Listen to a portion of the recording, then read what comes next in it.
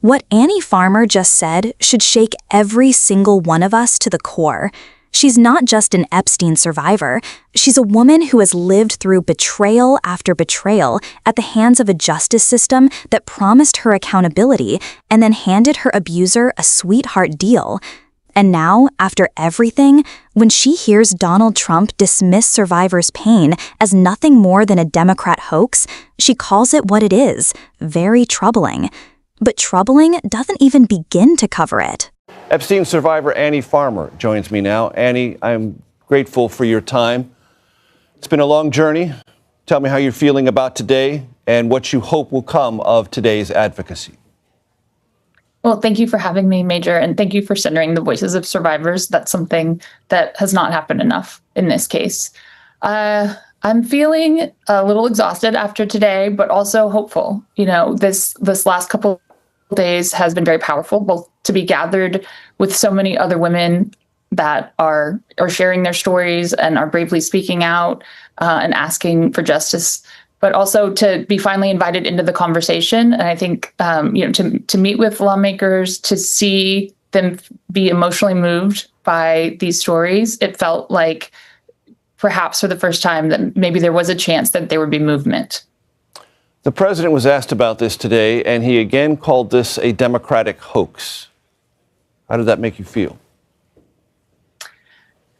It's very troubling to hear that language used. And I think that actually came up at the press conference. And to be in the company of so many women who had just told their stories, and then to have him continue to say this, it felt like it feels like an assault on us again, right? There's been so many betrayals over the years in this case by the government, and to be there on the steps, to be invited by lawmakers, to be telling our stories, and then to have the president say it's a hoax, it's very upsetting. Walk my audience through what you mean, Annie, when you talk about government betrayals so far. Yeah, I mean, I think that goes back to 1996. That's when I met Epstein and Maxwell. And that's when my sister, Maria Farmer, first reported what happened to me when I went to Zor Ranch, and what happened to her when she was assaulted on the Wexner property, and the theft of photographs that she had taken for her art that were sensitive photographs of herself and of me and my younger sister. So she reported that to the FBI. There was, as far as we know, no further investigation. There was no follow-up, at least with us. And then in 2006, we're approached by the FBI, and they say, okay, now we really need you to tell your stories. We need you to come forward. We know this is scary, but we're going to make sure that this man is finally held accountable. And then, as we all know, he gets a sweetheart deal. We're not even informed of what has happened with the case. We're left hanging.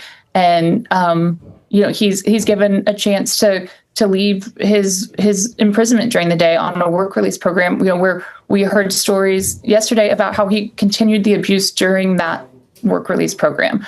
Right. So, that's another betrayal. And then I'd say in 2019, he's finally arrested.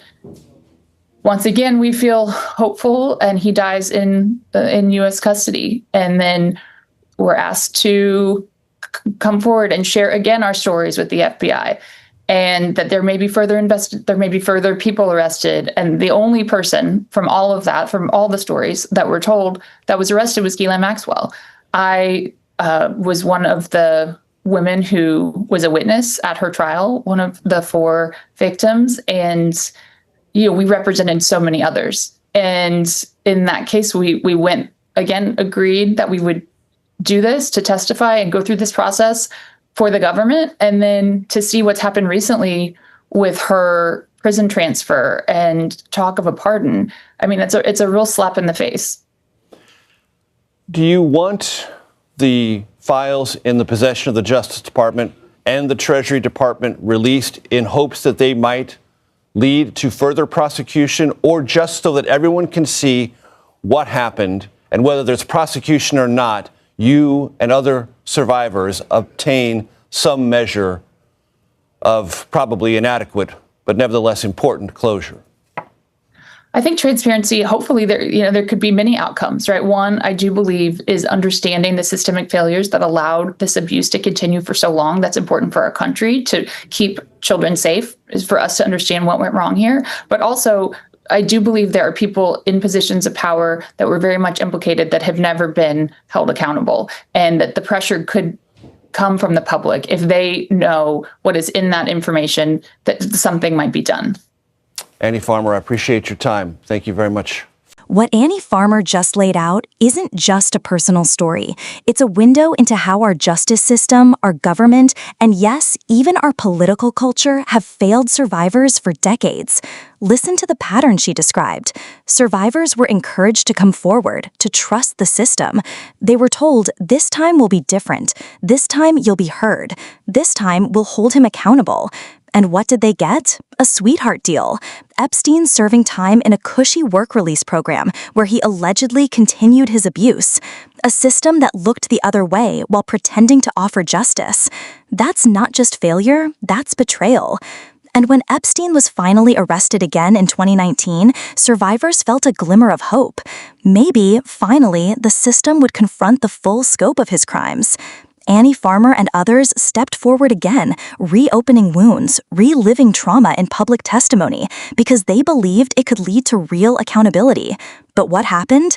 Out of the entire web of enablers, recruiters, and powerful clients, the only person prosecuted was Ghislaine Maxwell. And now, even Maxwell is being shuffled into more comfortable prison arrangements, with whispers of clemency hanging in the air. How does that feel to survivors? Like yet another slap in the face. Like justice is conditional, reserved only for those without money, without influence, without connections. That's why Annie Farmer's plea is so powerful. Release the files. Because this isn't just about one man. It's about a system that allowed someone like Epstein to operate in plain sight, with protection from elites in politics, business, finance, and even government institutions. Releasing the files isn't only about assigning blame. It's about learning how these failures happened so they can't happen again.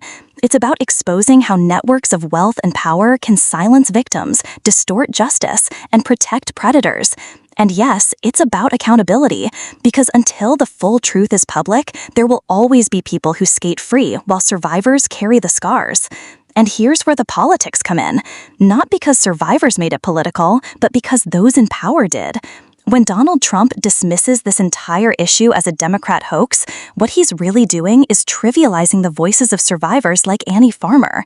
Imagine living through years of abuse, betrayal by law enforcement, watching your abuser skate time and again, and then hearing the former president of the United States brush it all off as some partisan trick.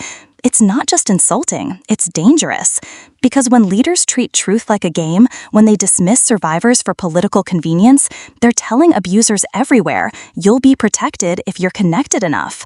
This isn't about left versus right.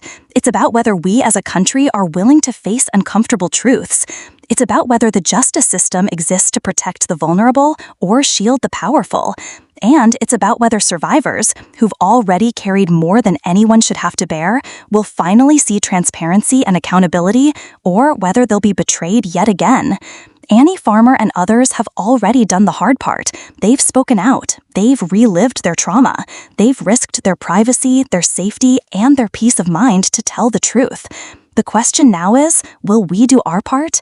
Will we demand the release of these files? Will we push back against those who want to bury the truth under political talking points? Or will we stay silent, letting the same cycles of abuse, cover-up, and denial continue? Because here's the truth. If the files are released, if the public sees who was involved, there may finally be accountability. But if they stay hidden, history tells us exactly what will happen. Survivors will once again be left carrying the burden alone, while powerful people quietly walk away untouched. So don't let this fade. Don't let survivors like Annie Farmer fight alone. Keep demanding transparency. Keep sharing their voices. Keep the pressure alive. Because the moment the public turns away, the powerful win, and justice dies in silence.